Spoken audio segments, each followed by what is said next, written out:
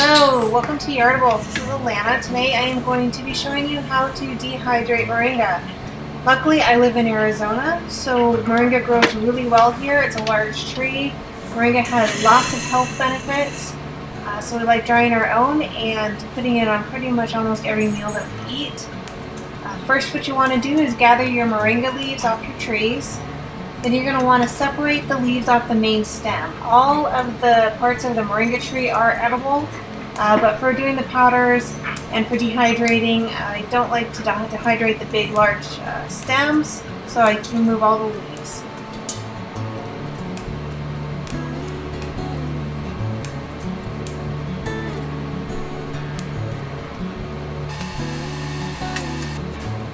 So you can either remove the leaves by hand by just pulling them off, or you can use scissors. Scissors are always faster and easier, so I switched to scissors for this video.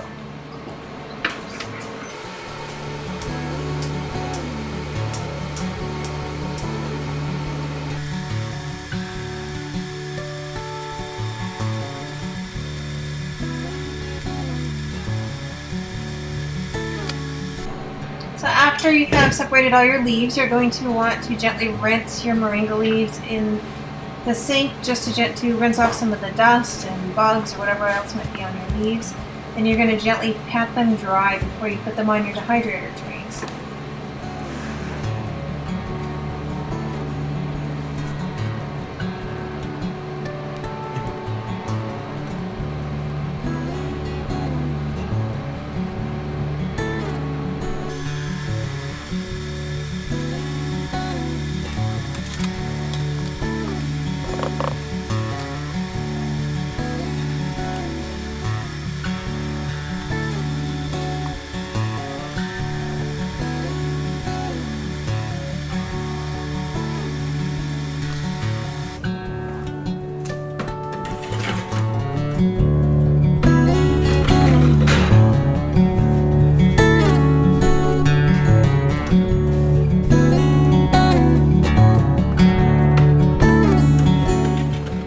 Once your dehydrator is full, you're going to want to turn it on and set the temperature to 95 degrees. By dehydrating your moringa at a low temperature, it helps to preserve the oils, color, and nutrients. After about 12 to 20 hours, you're going to want to check to make sure that your moringa is brittle. Once it's brittle and starts crumbling, then it is done.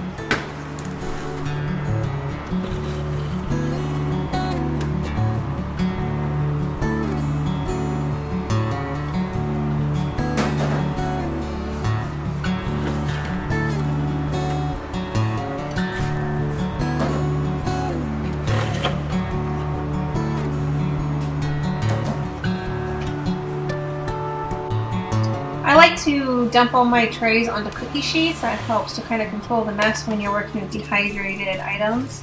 So I'll dump all the trays onto the sheets and then we will start processing the leaves.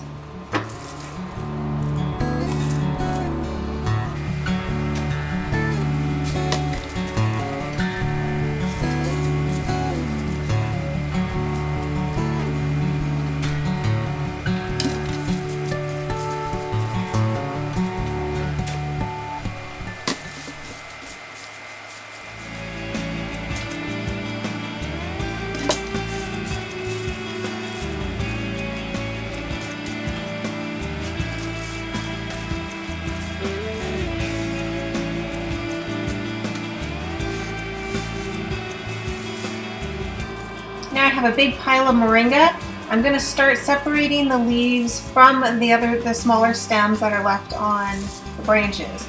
The smaller stems, like I said, all the moringa is edible, so you can eat them. I just try to separate most of the stems depending on what I want to use it for. If I want to use it in tea, it's just a nicer presentation. They're easy to crumble off, so you can use your hands and just crumble them and then pick out the larger stems, or you can leave the larger stems also if you're just going to grind them and powder them.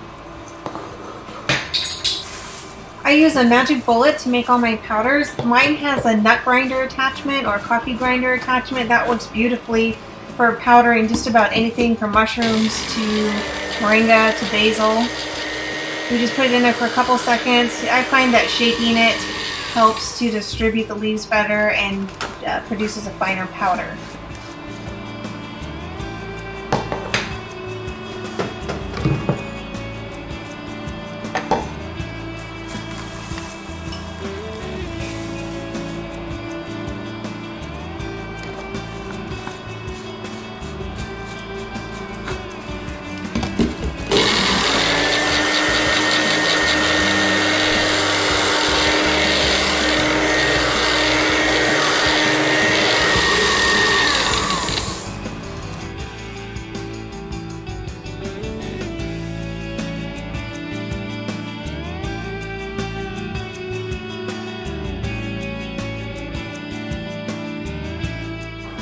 If you want an even finer powder than what you get from your magic bullet, you can also use a strainer and then just sift your moringa leaves into a bowl.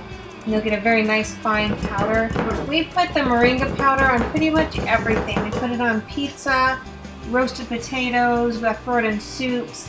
So it really is up to you on how fine you want to use the powder, on how much you want to grind it or sift it. It's optional, you don't have to do this step. I usually like to leave the leaves whole if I'm making tea. So there's lots of uses and lots of ways to use dried moringa leaves. After I'm done sifting, if I have any leftover larger pieces, I'll just put them back in the grinder and grind them again to a smaller powder.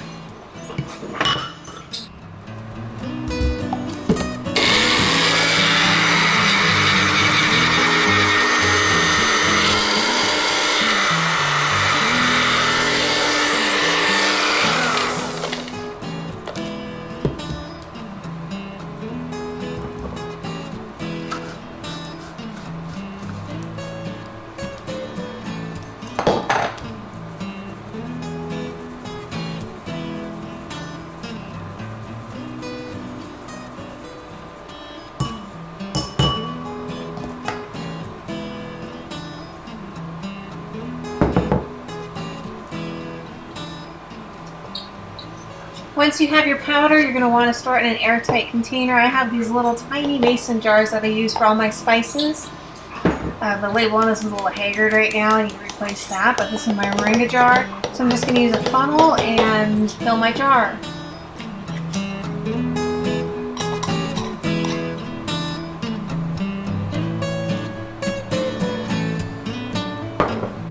If you like this video, make sure to like and subscribe to our channel.